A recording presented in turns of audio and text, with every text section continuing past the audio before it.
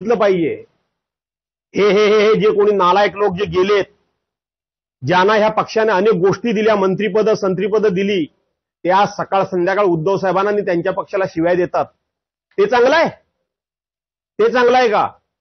पर्यायानं महाराष्ट्रामध्ये मी एक विचार मी पोहोचवलाय की हे नालायक लोक ज्या पद्धतीने शिवाय देत आहेत त्यांनी भास्कर जाधवच्या विधानाचा अर्थ घ्यावा की जो पक्ष मी सोडला त्या पक्षानं मला इतकं दिल्यानंतर मी सोडला, ही माझी चूक आहे, हे मी बोलून एक प्रकारचा मेसेज पाठवलाय की आपण किती नालायकपणा करावा, आपण किती हरामखोरपणा करावा, आपण किती नीचपणा करावा, आपण कोणत्या भाषेमध्ये बोलावं, याला कुठेतरी लगाम घातली जाईल।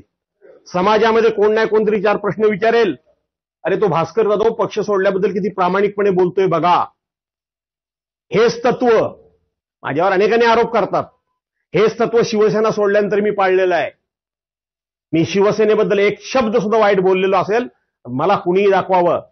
काही नेत्यांनी असे चॅलेंज दिलं होतं की भास्कररावांची क्लिप आम्ही दाखव की बाळासाहेबांबद्दल भास्करराव इतकं घाणेरडे बोलले, तिथल्या तिथं मी सांगितलं होतं चल दाखव क्लिप।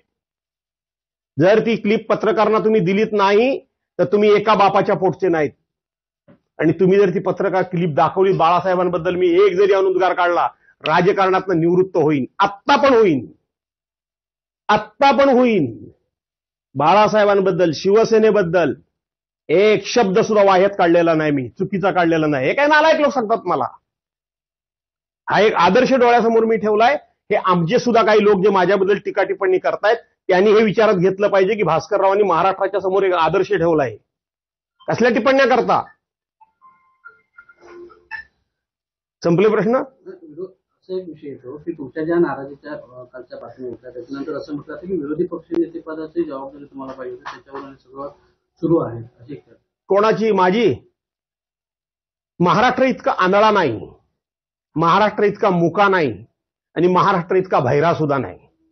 आणि भास्कर जाधवनी याच्यापूर्वी सुद्धा कुठल्याही पदाकरता कुठल्याही गोष्टी करता अशा पद्धती